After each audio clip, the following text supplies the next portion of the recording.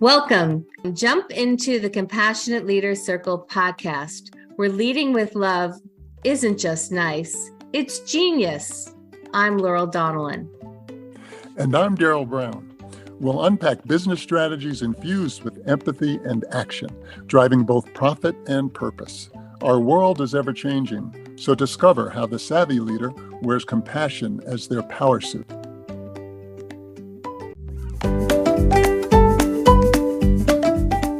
I am so excited today because I have my dear friend and colleague, Gujan Agrawal, who is the founder and CEO of an amazing company called Learn with Leaders. And I haven't seen her for a while, so just being with her has brought tears to my eyes. But today we're going to talk about the future of education. Welcome. Thank you, Laurel. Always a pleasure to connect with you. So I want to start at the beginning because your background is not in education, but you've become an education disruptor. So I would like to go back, although I've heard it before, it's one of my favorite stories.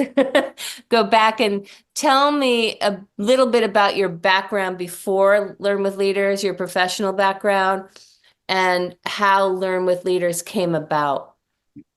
Laurel, that's always an interesting story to tell because it's just not a story. It's, I think, the life story of many students, even today. And that is why Learn with Leaders was born. So I started off my career as a chartered accountant, which is CPA, which is a very tough exam in India. I worked with Arthur Andersen, then I did my MBA, and I worked as an investment banker with Citibank.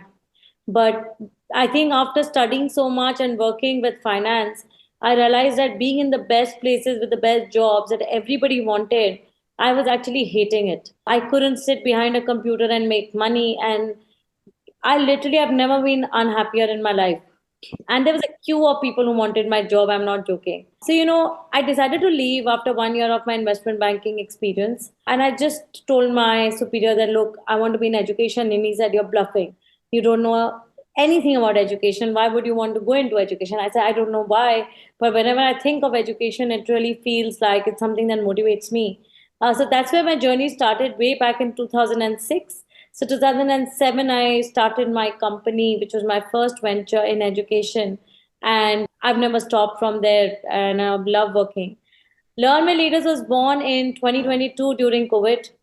So that long journey of education, I will not bore the audience with all the failures and the trials and the errors. But that is a time when I was really frustrated with the education system. Since my daughter started going to school, I just felt like the whole education system is very disappointing to me at this point of time when technology had gone so ahead. They were studying the same things we studied 20 years ago. And so I started Learn with Leaders overnight. As you're aware, it was COVID time, and both at Stanford and Harvard, the summer camps got cancelled. Everybody was stuck at home. So that's when Learn with Leaders was born, and we've never looked back ever since that day. We've literally now in about 80 countries running 40 programs with multiple formats. Well, I'm going to dig into what actually Learn with Leaders does and how it's evolved since 2022. But I'm curious, one of the fascinating things about you is you started this company with 2 small children in your home with your husband and your friends. And how did you manage all those things at the same time? And how old are your kids now? They're now 8 and 10 years old. So yeah, they were very young when I started Learn with Leaders. The weird part was I wasn't even sleeping. Like I was working nonstop. I'm a workaholic. It was not easy. But, Laurel, for the first time in my life, I realized that when you're really passionate about something and you put your heart to it, I think the universe really aligns to help you get through it, right? That's what happened when Learn with Leaders. I literally felt at one point when I was not doing anything, and one after the other things would just happen. With the children, it wasn't easy, but I had grandparent support, and my kids are absolutely fabulous. They were very supportive of my ideas. They knew that they were the reason I started this company, so they feel very attached to it. You met them multiple times. They both have their stories of who contributed to the logo, who contributed to the name. So I think I kept them so involved that they never felt like I didn't have time for them. But if I prioritized my work at some point, it was because it was like my child who was a newborn, where they had, they were still okay. They were, what, I think 5 and 7 then. So I think it was fun because they feel as attached to Learn Me Leaders as I do. Really supportive of them to let me be, my late night calls, early morning. I was working 6 time zones. Have you been able to sustain that, or have you slowed down a little bit? And Laurel, I can never slow down. Yeah, I do think there's something about some of the entrepreneurs that I talk to that just it's kind of like spiritual energy. It doesn't make any sense. It's a little bit obsessive, but it's pretty amazing what people can do if they're fueled by passion.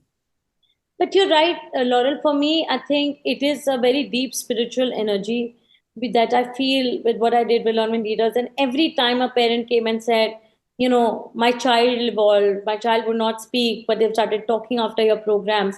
Because we had kids from so many different countries and we don't allow grades to be disclosed. So they were all on the same footing. There was absolutely zero peer pressure. I think that feeling to me is always priceless. And I've always seen that my family is very happy when they see that I am very, very satisfied with what I'm creating, whether it needs a lot of work. The good thing now is that I have a great team, so I can step back if I want to. It's no more that I can't, but there are times when I step back and say, listen, I need a break. So that happens now. But, my work doesn't feel like work, Laurel, to be honest. And most of the people I work with, the schools I work with, they've become friends over the last 4 years. To me now, it's more like my social circle. So I don't feel ever that I'm working because like the age I'm in right now, a lot of my peer set is talking about retirement, and I'm like, what is wrong with people, right? Like, retirement. And then I gave it a lot of deep thought that I think they're just unhappy where they are. That is when you think of quitting or doing something else. But if you get up every morning with the same energy to do what you love, there is never a chance you'll feel that way. I call that like finding your tribe. It's like the educators you work with, the schools you work with, the parents you work with, the students you work with have become like family. They become your vision tribe, right? And they're And also intellectually very stimulating to do what I do because everything that I do literally comes from schools, comes from my students to say, can you do this? Can you come up with a program like that? And that is the most brilliant part, because we have always created things that they wanted rather than us thinking and say, what should we do? I think besides the first 5 programs I created, I've never created anything on my own. let's talk about that. Let's get into the details a little bit. What did Learn with Leaders do when you started during COVID, and what do you do now? So, Laurel, our idea was very simple. We wanted to democratize the Ivy League education. I grew up in an environment, and that I didn't have money as a family to go abroad to get the Ivy League education that I could have got, and I somewhere kept feeling that if I did, my career trajectory would be probably better, shorter to the life I should have been living or things I should have been doing, things I was good at. I never found the right mentors. So with those questions in mind, I said, how do I solve for that, right?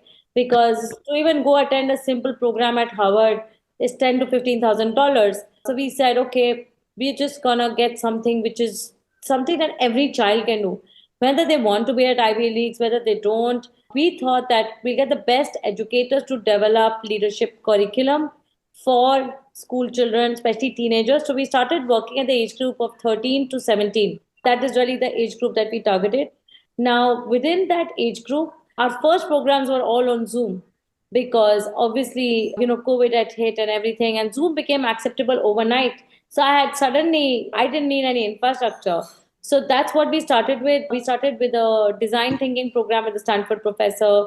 We did a sustainability program. Then we launched entrepreneurship, lawyers, doctors, communication programs. So those were really the first few programs that we launched.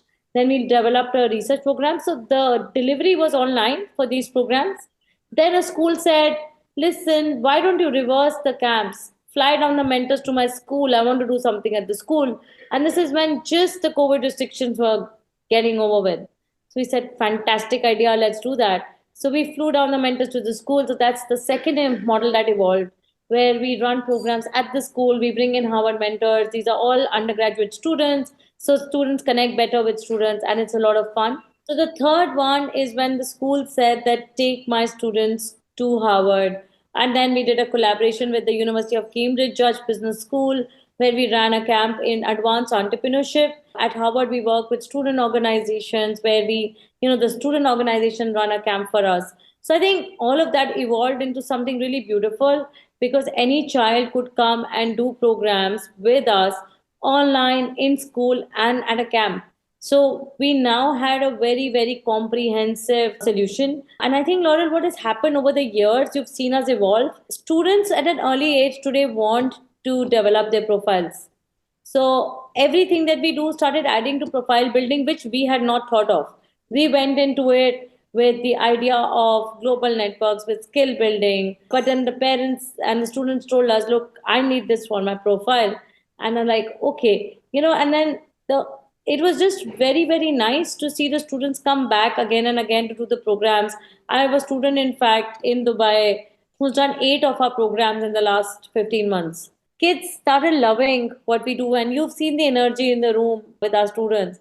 It's very, very different. They're curious, they want questions, they want to learn. I don't think there's anything more fulfilling than that for me. I had the privilege of doing a program with you several years ago twice, and it was really the highlight of my professional career. So I want to thank you personally for creating an amazing experience, because I had done work with teens in the US, but working with students all around the world in the same classroom was amazing, amazing. So thank you for that. Can you tell us a couple of stories about some of the students you've worked with and what's happened with them and how the programs have impacted them personally? Yes, absolutely, Laurel. So, in fact, there's this very interesting story. I don't know if you remember, we ran this fellowship called Take the World Forward, and we had this amazing student called Kanupriya. So her mom came on call. We gave her a scholarship, very deep scholarship for the program. She was from India, in fact. She did so well in that program. So, in that program, you have to come up with a social project linked to the SDG goals. So her project was around eradicating hunger and nutrition for children.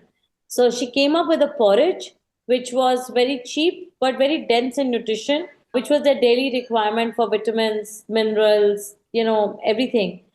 So she actually created a prototype during the program, which you remember that you had covered, and then you brought in Pepsi to help her, mentor her. It was the most incredible journey I've ever seen. Like, she could not imagine. You featured her in your last write up as well. I think for me to see a child who never thought of a problem, like the SDG goals are not very talked about at that age. So to coming up with a brilliant solution, which was actually doable and practical, to doing a prototype, it was outstanding. Like, what that girl did was absolutely phenomenal. There's another very interesting story. There's a school in Indonesia that I worked with. There was this kid's father who came on, we interviewed the students and said, look, this is a communication program, but my child doesn't speak. And I said, I think you should take a chance, because most kids don't speak because they're not getting along with students in the school, or they're being bullied, or something or the other is going on that they never share at home. But here nobody will know her. And it was a small group of students that we used to do a communication program with. Laurel, you won't imagine, that girl was giving speeches by the end of it. I recommended her at MIT Solve. They were picking up one child for a committee, on community leadership. She got selected for that. She was the youngest kid to get selected.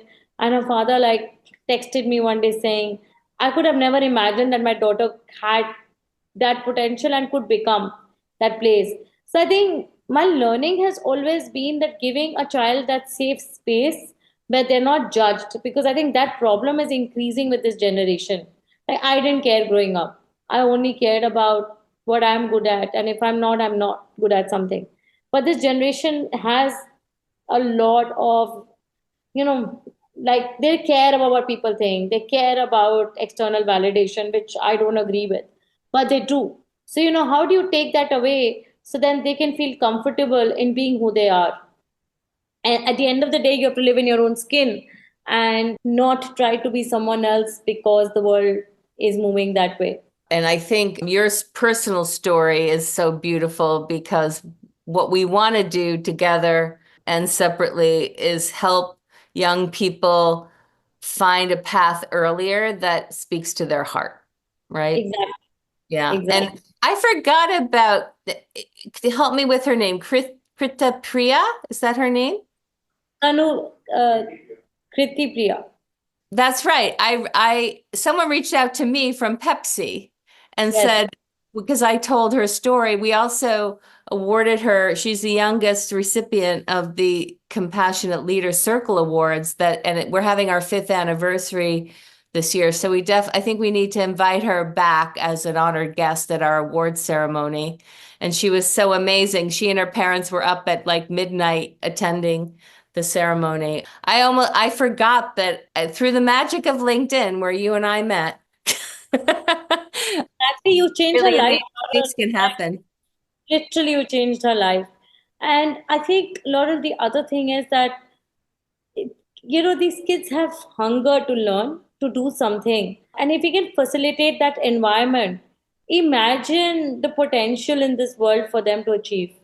Because mostly what happens with kids is like Kriti Priya, like that girl from Indonesia, nobody's ever stepped back to think what can we do differently to give this child the growth or the realization of what they're good at. I don't know, you know what I'm saying because you do this for a living. Ultimately, to become the best version of themselves, Yeah. they need somebody to show them the way because even they don't know today, they are not aware today what is their best version, what does it look like.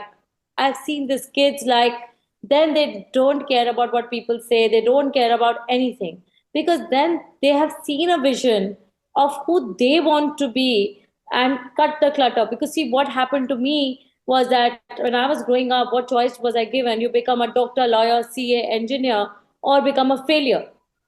That's it. You have 4 jobs. Otherwise, you're a failure. And people were like, oh, what does your child do? Really, my child has become a doctor here. My child is a lawyer here. So there is this peer pressure which starts building in at a very early age to perform. And mostly as children, Laurel, and you've been through that, we live to fulfill our parents' dreams. We want to be the star in their eyes, not ours. And that Yeah. is what I want to change. Because the day you're a star in your own eyes, you will be a star for everyone. Because then you will be shining so bright that literally, I always tell my kids, the world should need sunglasses to see you. And then nobody will ever come and tell you what to do. Because because you see it. Like I saw this at such a late age that what I was meant to do. I was such an introvert, I would never talk in school. I know it's hard to believe, but look at where I am today. If I continue to do that iBanking job, I would have made shitloads of money. But would I have been happy from inside, or I would have just like waited to be that person to retire? And then look, do what? Like, I don't know. Because I think money, growth, everything comes if you do something with joy. And the joy can only come if you're doing something that you're meant to do in life. I mean, we've talked about, finding your higher purpose in life. And once you align yourself to that higher purpose, I think the world just comes together for you. And I've always felt that way. It is magical and it's fun to have an adventure rather than a career, right? We've both I been. completely agree. And I just don't understand the concept of a career. So I'm actually scared sometimes to go talk at schools when I'm invited because I give them very random advice. I tell them that it does not matter what you do today because you've such a long life. After 3 years, you might drop it and say, I don't like this. And that's absolutely fine and fair because unless you try something, you wouldn't know if you're good at it or not, Yeah. right? But because you committed to something and you don't like it, you're not going to commit your entire life. Those 2 years or 3 years is very, very little in the entire life. And you want to be a happy soul. As long as my children are happy, Laurel, I'm happy. I keep telling them, you become a chef, you become anything you want, you become a YouTuber, I don't care, but just be Hey, happy. you know what? There's a lot of careers now that parents could never imagine that children could make money from being a YouTuber, right? So I think the other thing to keep in mind, parents that are listening, is the world is changing so quickly. Technology is changing so quickly that will increase with AI. We can't predict the careers that are going to be happening for 10 years from now. So why not help your children be a part of the creation and innovation of what is coming? And they know a lot. I mean, this generation is the least biased, the most global, the most understanding of technology, and they're creating the future if we let them. And the future is bright, and it's more peaceful, and it's less biased, and it's fun. So let's Arun, help them. you know how crazy I am about AI, right? So every day my only regret is I wish I'd done some kind of engineering in life. But I tell my kids every day that listen, with AI, the three skills you will need is problem solving, creativity, and communication. Because even with the best of AI, those are things that will be needed. So, in fact, I've started teaching them how to do prompts to chat GPT, which has backfired a lot of times now. But they become very good at it. Like they know how to use it to their advantage. They ask a lot of questions now. I am so proud of what they take away from me. So my son actually comes to me and say, "Did you do this on ChatGPT or did you do it yourself?" I'm like, use a plagiarism tool and tell me, and he'll actually go to a plagiarism check. But then he's like, okay, the idea was yours. So he knows that I use it a lot. But these kids, Laurel, after 10 years, can you imagine what jobs will be there for them and what not? I can't even know the names of those jobs today. If I can't and it is so uncertain, I'd rather help them become problem solvers. At least they will be something they'll be able to identify as a problem and solve and hopefully make some money off it. That's what entrepreneurs do. That's what scientists do. That's what a lot of people do, right? Like solving problems and also creativity. Like even, I mean, I use AI probably 4 or 5 times a day. And I'm proud of that considering I'm about to turn 65. I think that's really good. And one of the ways I used it this year was I do a lot of research around recipes. I love to cook. And so this year I used Chat GPT to find the best recipes for my Christmas cookies.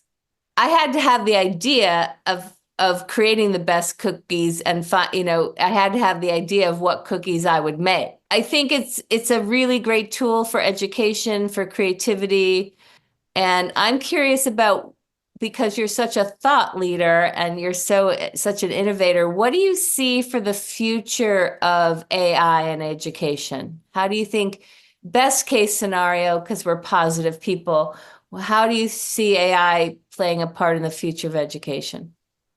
So, Laurel, that's a very interesting question. So, I have a very close friend at a school in Canada. I mean, I know if Helen is listening, she's at the Holy Trinity School. She's always like at least 3 years ahead of any other school that I know. So, she was using blockchain 3 years ago in certification for her kids. So, I think what I've learned from her is that you can never say never with AI. So, one day we got into this conversation where I was telling her that, and please, no offense, to like any educator here, but the fact is we might start using AI robots to do a lot of, rigor work with students in terms of practicing in the class. So we might have a lot of teachers through AI with the help of teachers in a classroom. Like the teaching assistants might be a AI driven robot, which is something that we were discussing at the school level, at the college level, could be very game changing because that AI will personalize a learning plan for every child in the classroom. And it is not time bound. So that AI becomes really the repository of understanding, okay, Laurel's really good at English, but in maths, she needs extra help. And these are the things that she's weak at because what the AI does is we'll ask you 5 questions, we'll ask you how you solved it, we'll ask you what you found difficult.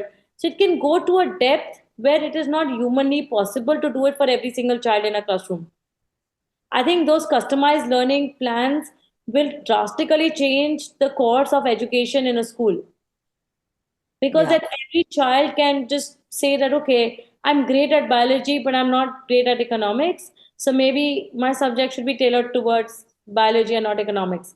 but the AI will have 5 years of knowledge before it suggests what the child should do, rather than just taking in one test and saying, okay, this is what you're good at. That is what happens today. They do one test and they'll tell you these are your strengths. But the AI will have a real data, is building on that AI and coming to know, okay, this is the strength. Imagine how brilliant an educator would become in a classroom by having that knowledge on a child. Yeah, well, it's going to help teachers have 26 learning plans or 32 learning plans that are very personal and specific. It's impossible for a human to hold all that in their head or the heart, right? But Exactly. having an AI supporter as teaching assistant could really be amazing. I mean, it can really change the world. And while we speak, there are a lot of research happening on this robot that I'm talking about, who could become a teaching assistant in a classroom. For research, it is game changing.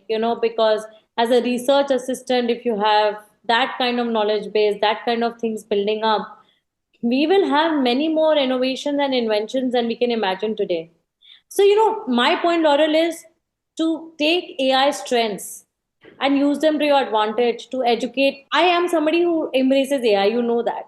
And I embrace it because it is great and we should use it for its strengths. Yeah, it is great. It scares a lot of people. I do find that I'm in classrooms with older executives and I'm in classrooms with college students.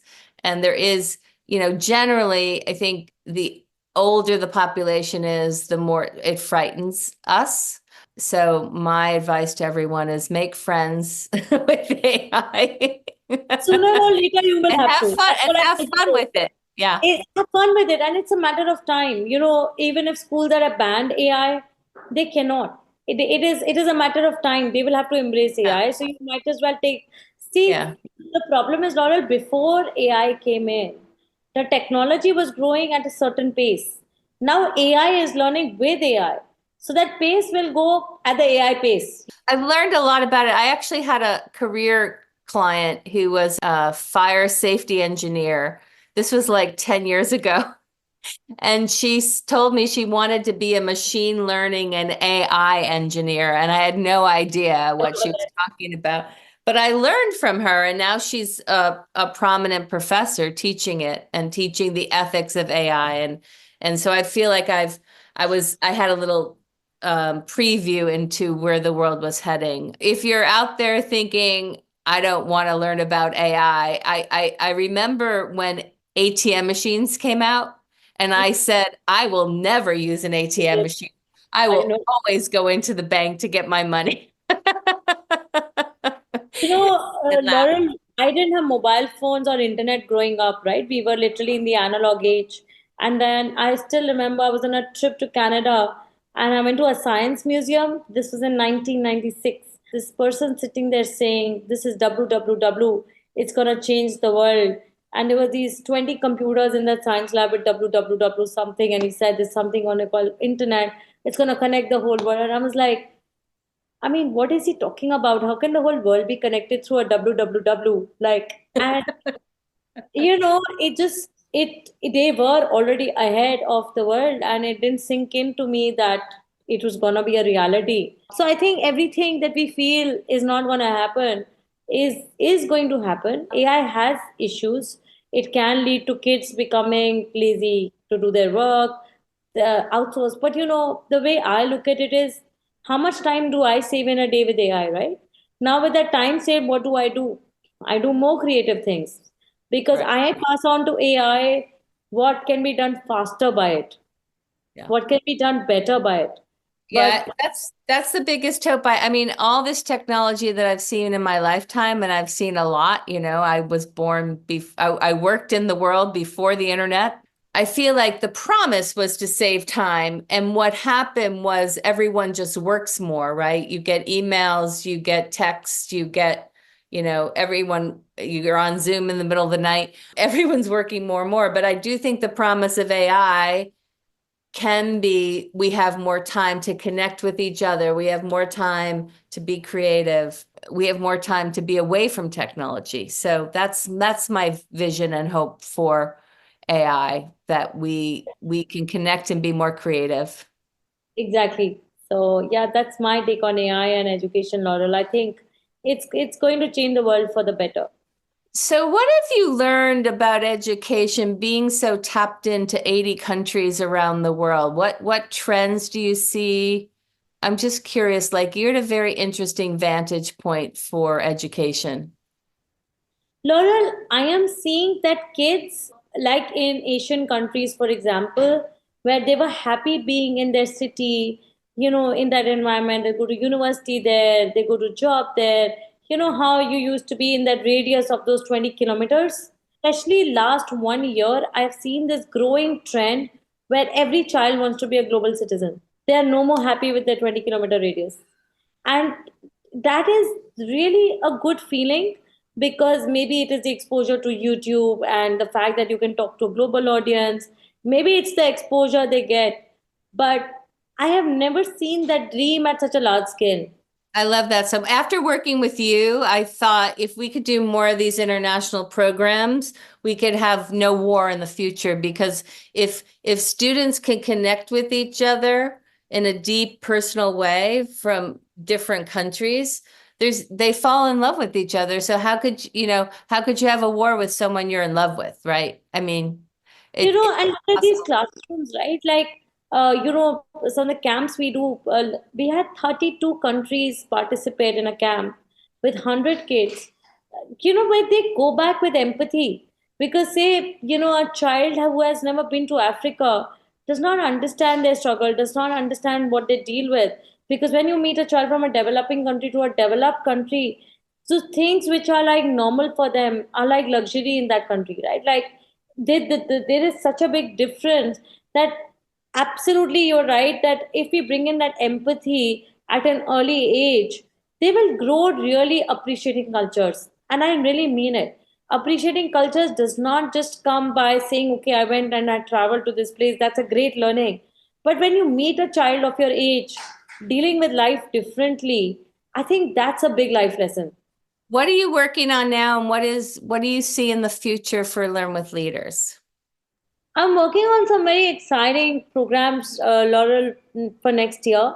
Plus, as parents and schools said that do something which is more comprehensive and profile building. So we're trying to create something very comprehensive, which is like incubators where they come launch their ideas. We take their idea to launch, like literally take them throughout the whole journey, give them the mentors, give them resources, give them what they desire and see what they can do with it. Just what we did with Kriti Priya, but at a much larger audience level. Because when Kriti Priya happened, we didn't even know that there was potential like that, right? So we're just trying to replicate that to see and imagine if we had like 1,000 ventures launched by teenagers, it'll be a big global change. So we'll be talking. What we're up to now is we're taking those programs we worked with you on, and we're separating them into 3 programs. So we now have like an elementary school program called Book Lab, where little kids write books. We have a dream lab that culminates in a dream fair. Instead of a science fair, they have a dream fair. And then we have Purpose Lab, which is for high schoolers, which is more about leadership and developing leadership skills. So and they're all done now live. So we have to get together and see how we can collaborate. But I'm so excited to be with you today. We could talk for a long time, but I'd like you to leave our listeners with 2 things. What is one life lesson you'd like to share with them, and what is one leadership lesson you'd like to share with them? Laurel, my favorite life lesson or something that I've learned myself, and I tell my children as well, is gratitude. I think practicing gratitude for what you have is so important every single day because I think in that rush of the future of what will happen tomorrow, 1 year, my university, my career, my exam, my test, we really forget to be thankful and grateful for what we have. And I think if you keep building on that every day, you'll see a very big difference on who you become. And I've seen that personally for myself, my children, my family. what gratitude has done for us. Because, it is a simple thing like somebody cooking food for you. Do you show gratitude? What energy do you give your food? I think to me, it might sound like, I'm preaching here, but you don't realize that you actually never practice gratitude. You really have to struggle to think, because the human mind is built for negativity. We thrive in negativity. Like, I have people who will talk to me for 1 hour and they're just like, this went wrong, that went wrong, blah blah blah. And I then stop them and say, tell me three things that went right within that. Fine, everything went wrong for you. Tell me five things that went right.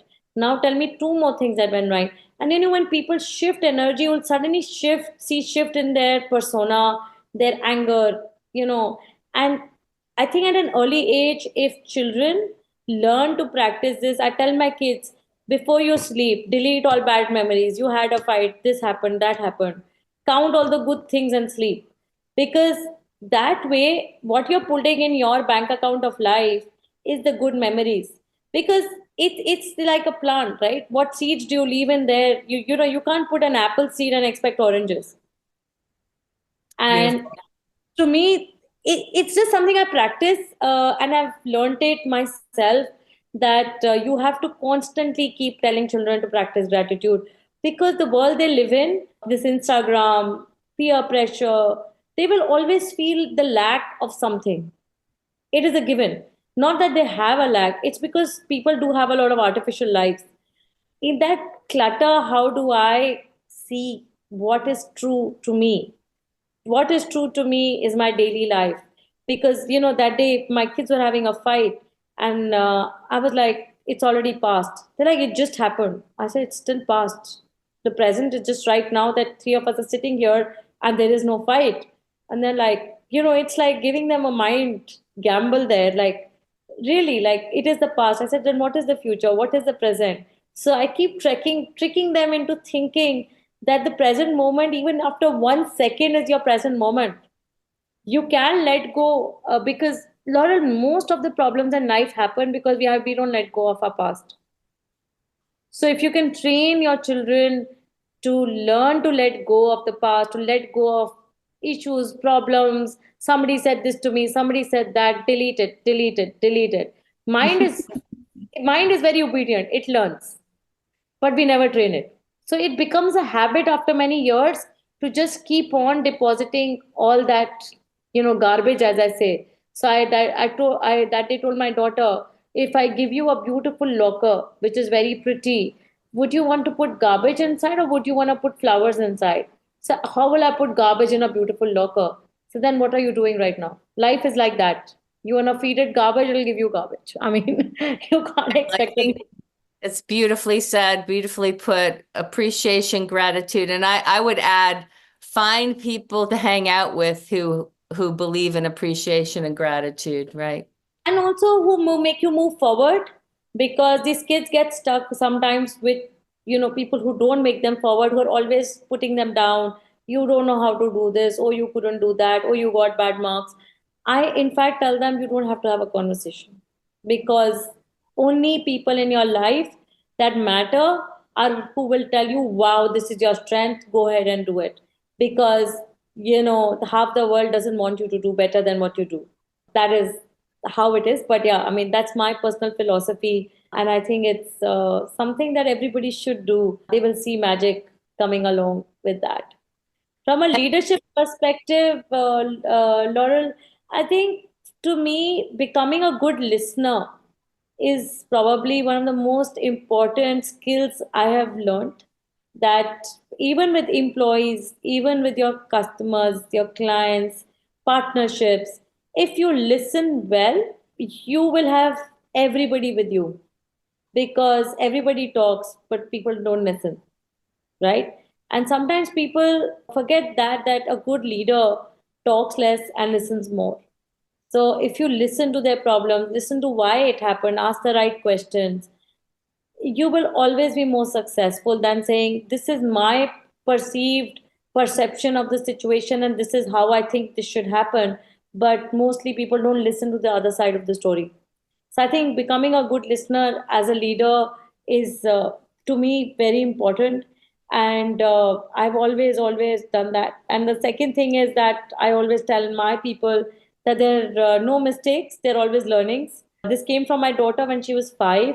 So she said, Mama, in life, I don't think there are mistakes. We should just learn. I've been saying that for a long time.